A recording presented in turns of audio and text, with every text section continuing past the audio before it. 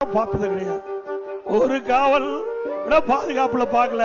ஆனா இன்று இதெல்லாம் காவலர்கள் பாதுகாப்பு வழங்குறாங்க.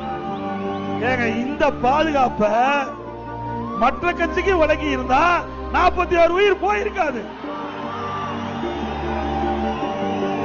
எதுக்கு ஓர வச்சன வீசினாங்க.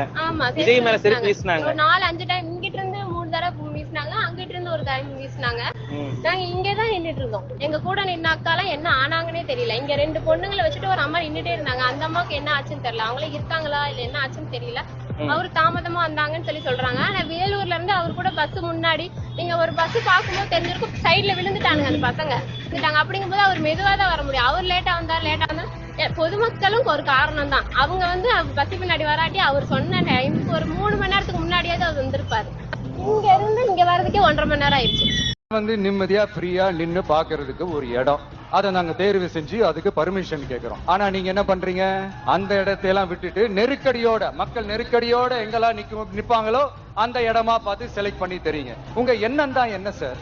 நாங்க ஸ்பேஷியஸா நல்லா உட்கார்ந்து நல்லா மக்கள் பாக்குறதுக்கு நல்ல ஒரு இடம் கேட்கறோம், நீங்க கொடுக்க மாட்டேன்றீங்க. சொன்னாரா? சொன்னாரு. நீங்க எப்பவுமே நீங்க யாருக்குமா ஒரு ஆதரவு கொடுக்கலாம்? நாங்களா புள்ள வரும்போது அப்புறம் யாருக்கு கொடுக்க முடியும்? நம்ம புள்ள நிக்குது தலைப்புள்ள, அப்புறம் என் பிள்ளைக்கு ஓட போடாம வேற எந்த நாய்க்கு நாதாரிக்கு போட சொல்றது? இரட்டலைதான், இன்ன வரையும் இரட்டலைதான். விஜய் ரொம்ப பிடிக்குமா?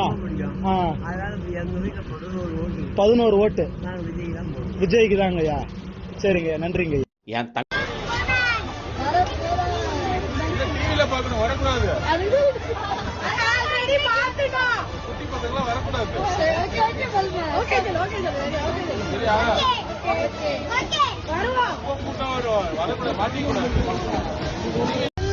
பாதி தந்தை மீதி ஆனானே